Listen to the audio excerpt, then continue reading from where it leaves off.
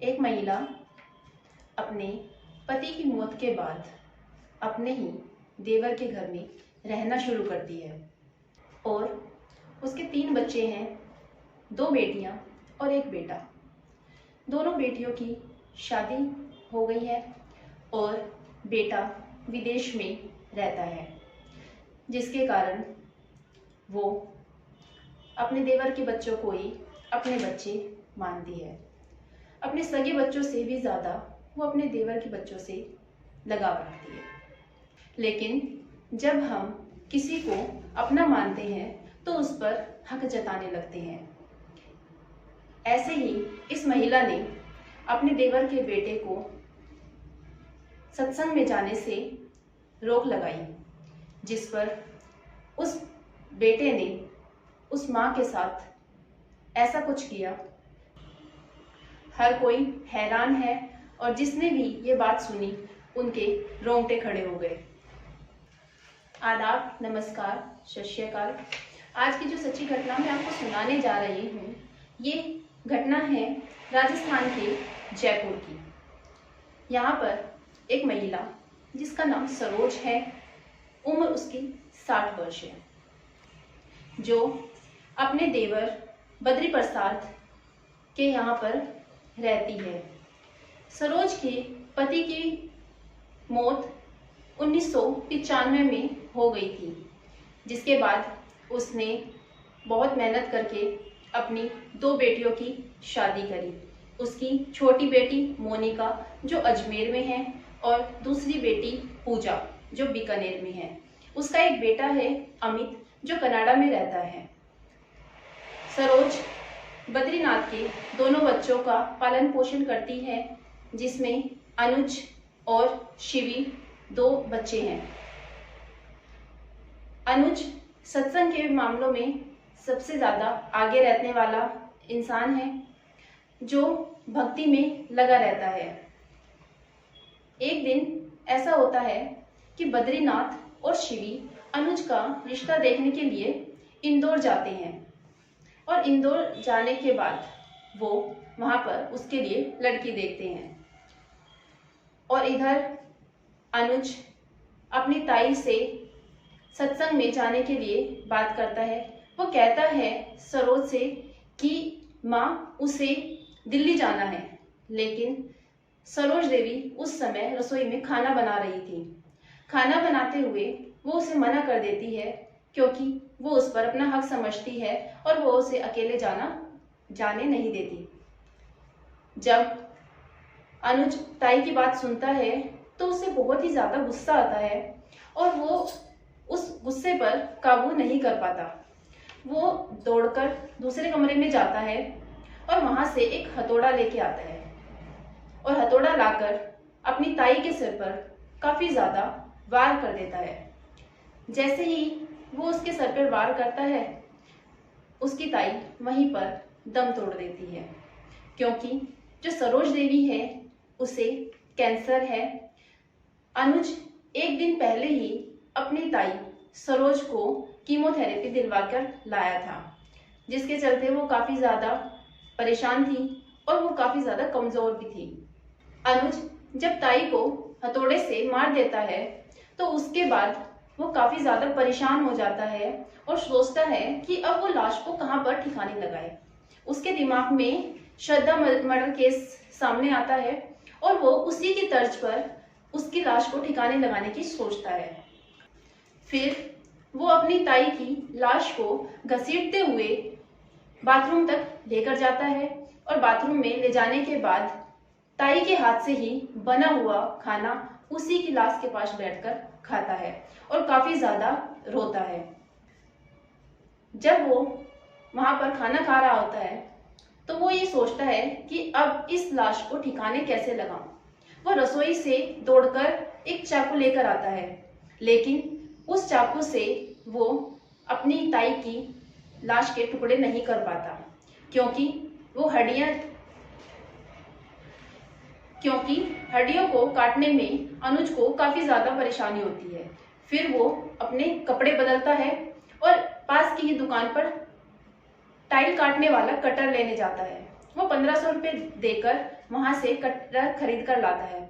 और जैसे ही वो कटर लेके आता है, उसके पास उसी के दोस्तों का फोन आता है कि वो घर पर आना चाहते हैं। लेकिन अनुज काफी ज्यादा मना करता है, दबाव बनाता है, लेकिन वो नहीं मानते। वो जिद करते हैं और थोड़ी ही देर बाद वो आ जाते हैं। जब तक उसके दोस्त आते हैं तब तक वो घर में खून को साफ कर देता है और दोस्तों के आने के बाद ऐसा दिखाता है कि जैसे घर में कुछ हुआ ही नहीं। और जब वो ताई के बारे में पूछते हैं तो उन्हें कहता है कि ताई मंदिर गई है। थोड़ी देर उसके दोस्त रुकते हैं और फिर वहां से चले जाते हैं। जब उसके दोस्त वहां से जाते हैं तो वो तेज आवाज में भजन चलाता है और भजन चलाने के बाद बाथरूम में जाकर टाइल काटने वाले कटर से अपनी ही ताई के 10 टुकड़े करता है। और 10 टुकड़े करने के बाद वो मैप में सर्च करता है दिल्ली हाईवे को।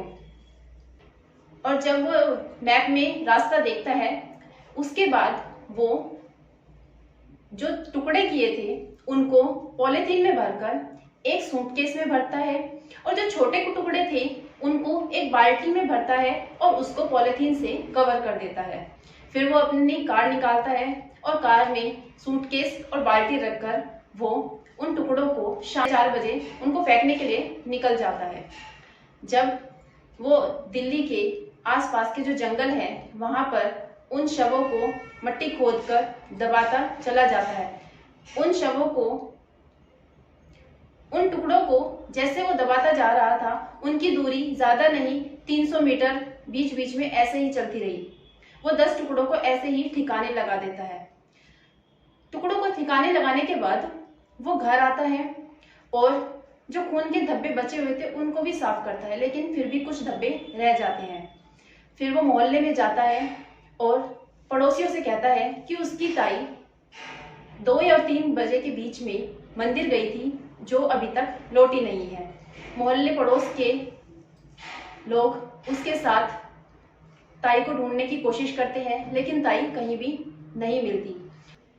मोहल्ले वाले अनुज को कहते हैं कि उसे ताई की गुमशुदगी की रिपोर्ट दर्ज करनी चाहिए, जिस पर अनुज शाम को पुलिस थाने जाता है और अपनी ताई की गुमशुदगी की रिपोर्ट दर्ज कराता है और बताता है कि उसकी ताई 2 और 3 बजे के बीच मंदिर गई थी, जो अभी तक नहीं लौटी है। पुलिस अपनी कार्रवाई में जुट जाती है, जिसके बाद 11 तारीख को अनुज सरोज देवी की बेटी मोनिका को और पूजा को फोन करता है और कहता है कि ताई शाम के टाइम मंदिर गई थी, जो अभी तक नहीं लौटी। इतना सुनते ही मोनिका और पूजा घर वापस आ जाते हैं। घर आने के बाद दोनों काफी ज्यादा परेशान होते हैं, रोते हैं और अपने भाई के गले लगते हैं। और तब तक अनुज के पिता बद्रीनाथ प्रसाद और शिवी, उसकी बहन, वो भी इंदौर से वापस आ जाते हैं।